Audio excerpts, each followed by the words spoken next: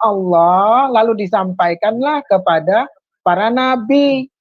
Lalu ditulis, inilah firman Allah seperti ini loh perkataannya. Inilah firman Allah, perkataan Allah, perintah Allah melalui firmannya. Itu kan jelasnya. Lalu menurut Kristen itu sebenarnya firman itu fungsinya untuk apa? Nah, itu loh. Kalaupun bersuara, ya kalaupun firman itu mesti bersuara, sekarang suara firman suara itu di mana? Apakah ente pernah mendengar firman itu, mendengar suara itu? Kalau tidak dibukukan, orang kan tidak akan tahu kalau ini firman Allah. Kalau tidak dituliskan, kan orang tidak akan tahu bahasanya ini firman Allah. Itu loh. Apakah ente pernah mendengar suara itu, suara dari Allah itu? Pernah mendengar tidak? Oke, lanjut. Baik. Kalau kamu tanya saya memang tidak pernah mendengar suara Tuhan itu langsung. Nah, ya sudah. Kan hanya orang-orang yang mempunyai otoritas yang bisa mendengarnya. Apalagi. Tetapi para nabi mendengar langsung. Sekarang Al-Quran tidak, Nabi Muhammad tidak mendengar langsung suara Tuhan. Tetapi yang didengar adalah penyampaian Jibril. Sekarang coba di share screen dulu. Share screen layar. Halo admin, saya sudah share screen itu. Tolong diaktifkan. Share screen aja. Tolong kamu bacakan itu. Silakan.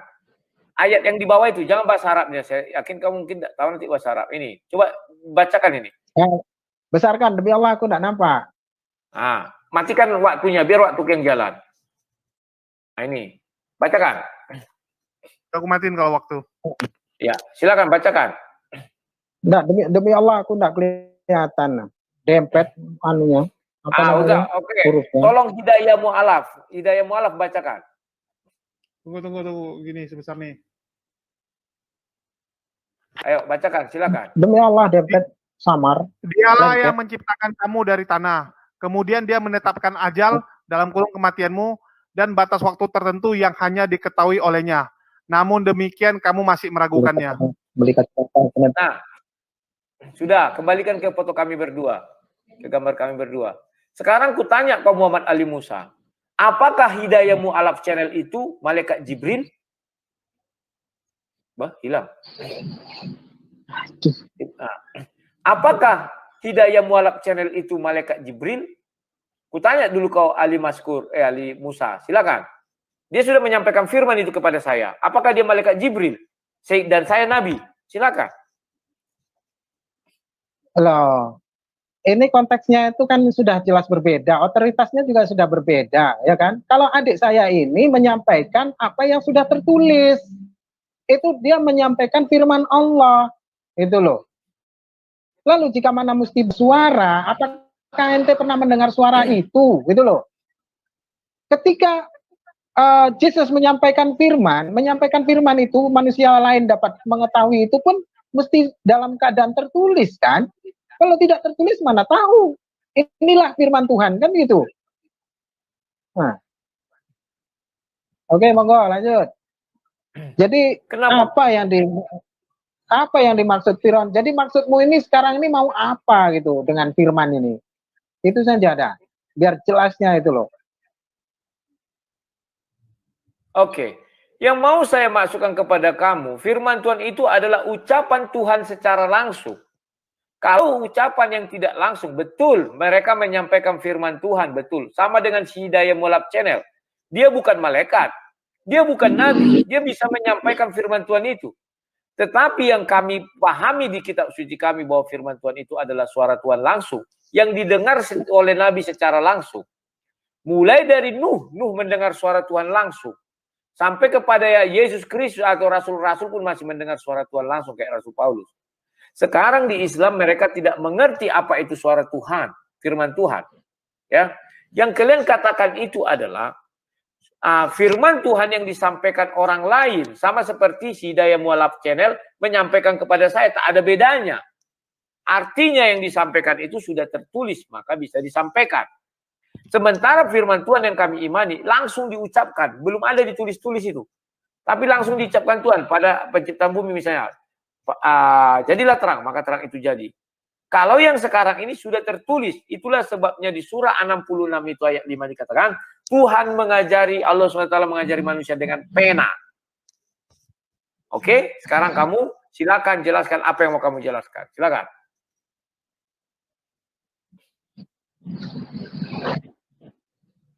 Loh, kan sudah jelas disampaikan tadi, ya kan? Apa yang disampaikan oleh Allah itu tidak lantas berbentuk buku, ya kan? Tidak juga berbentuk apapun, melainkan hanyalah pesan, ya. Mereka para malaikat Jibril menyampaikan pesan dari Allah.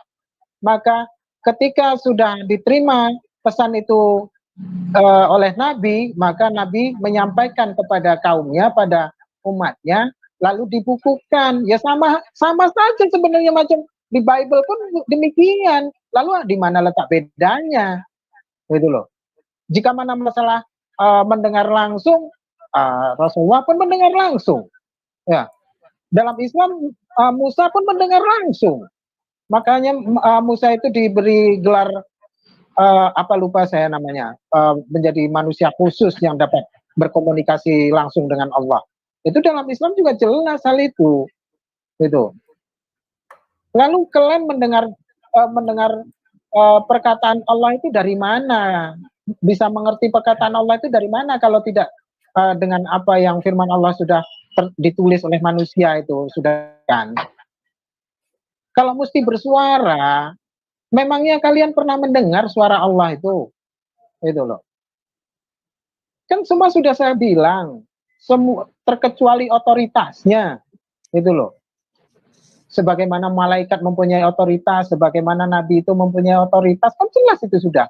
Lalu maksud kalian itu apa? Maksudmu apa firman itu? Itu loh. Tujuannya mau apa firman itu? Coba ente jelaskan gitu. Sampai dia tidak mengerti firman, saya bilang. Bukan menuju kepada kau atau kepada saya, tetapi kepada Nabi. Kalau kepada saya, memang saya tidak mendengar suara Tuhan langsung. Kamu juga tidak mendengar suara Tuhan langsung. Tetapi Nabi. Diputar-putar aja. Kan sudah aku bilang ya, memang. Aduh, cuman tahu otoritas enggak sih? Iya, otoritas kamu bilang. Mana buktinya di Al-Quran itu ada ucapan Tuhan langsung kepada Nabi? Nggak ada. Itu semua disampaikan oleh malaikat Jibril. Tolong dibuka share screen saya. Tolong dibuka share screen saya. Ya kan dari tadi sudah disampaikan bahwasanya Jibril yang menitipkan pesan, yang menyampaikan pesan Allah kepada Nabi, menjadikan sebuah risalah. Kan sudah dari tadi aku bilang berulang-ulang. Makanya tolong dibaca, ini sudah saya buka. Sorry, bukan surah 66 ya, saya tadi salah, surah 96 ayat 4. Yang mengajarkan manusia dengan pena. Jadi Allah SWT itu tidak berfirman, tetapi sudah menjadi buku. Diajarkanlah itu dengan pena. Ini buktinya. Dengan pena sudah ditulis. Maka kamu tidak bisa mendengar suara Allah SWT lagi. Nah, ini jelas. Nabi Muhammad pun tidak mendengar suara Allah SWT lagi. Kan itu yang terjadi. Jalankan apanya timernya. Sudah. Sekarang begini. Kalaupun dengan ayat ini dianggap bahwasanya Allah itu menurunkan kitab, menurunkan firman-Nya itu, memberikan firman kepada para nabi sudah tertulis, lalu Anda tahu dari mana kalau menganggapnya seperti itu? Maka ditulislah, maka mereka dapat mengetahui, itu loh. Ya. Karena Allah berfirman itu melalui para nabi itu untuk manusia jangka panjang, bukan di mana nabi itu saja di waktu nabi itu diutus saja, itu loh. Tapi untuk jangka panjangnya. Bahkan ketika Allah menyampaikan risalah menyampaikan firman itu menjadi sebuah risalah bagi para nabi, itu tidak ada secara tertulis. Ya, ketika setelah diucapkan baru ditulis. Gitu loh. Bang Muhammad Ali Musa udah habis waktu. Oh ya, sudah lanjut. Silakan Bang Rudi, mau habisin 2 menit Bang. Ya, tolong di share screen. Tunggu, saya jalankan dulu ininya. Oke, ininya. Ya, aku baca. Dia Isa berkata, surah Maryam ayat berapa ini? 30 kok salah saya. Tunggu dulu. Surah Maryam ayat 30. Isa berkata, sesungguhnya aku hamba Allah, dia memberiku kitab. Ini masih dalam buayan loh Isa mengatakan. Maka ini merujuk kepada surah 96 ayat 4. Dia mengajarkan dengan pena. Betul. Sudah berupa kitab. Jadi bukan berupa firman langsung lagi, tetapi sudah dalam kitab. Dan menjadikan aku seorang nabi. Semoga kamu paham. Sampai detik ini orang muslim tidak mengerti apa itu firman Tuhan. Karena di dalam Al-Quran sendiri pun terjadi beberapa kontradiksi. Kalian mengatakan disimpan, ditaruh, ada ayat-ayat mengatakan bahwa Al-Quran itu ditaruh di hati Nabi Muhammad. Ternyata di ketika pertama kali surah itu turun, surah 96 ayat 4, itu dengan pena. Artinya dengan pena apa? Artinya ada benda yang mau dituliskan. Maka Isa pun mengakui, masih di dalam buayan dia dikatakan sudah diberi kitab. Kitab itu artinya apa? Firman Tuhan yang sudah dibukukan. Siapa yang membukukan? Saya pun nggak tahu. Jadi Injil yang dibawa Nabi Isa itu sudah dalam bentuk buku, dalam bentuk kitab. Kitabnya apa namanya? Injil. Jadi Nabi Isa lahir sudah pegang kitab, sudah bawa Injil. Itulah yang mau disampaikannya kepada orang. Kalau merujuk kepada logika berpikir surah Maryam ayat 30. Tetapi saya nggak tahu keterangannya bagaimana. Oke, Bang Rudi. Jadi mungkin ini udah ya, kita habis 20 menit. Cuman ini sebenarnya saya lihatnya agak bingung juga sih kapan gantiannya gitu. Tapi ya udahlah gitu. Ini balik ke kalian gitu ya. Cuman saya bingungnya itu aja sih. Dari tadi kok Bang Rudi aja yang nanya gitu kan. Orang juga nonton bingung nih. Kok Rudi itu yang nanya gitu. Dia kan juga bertanya dan saya jawab. Saya kasih ayatnya. Yohanes 1 ayat 3, Yohanes 1 ayat 3.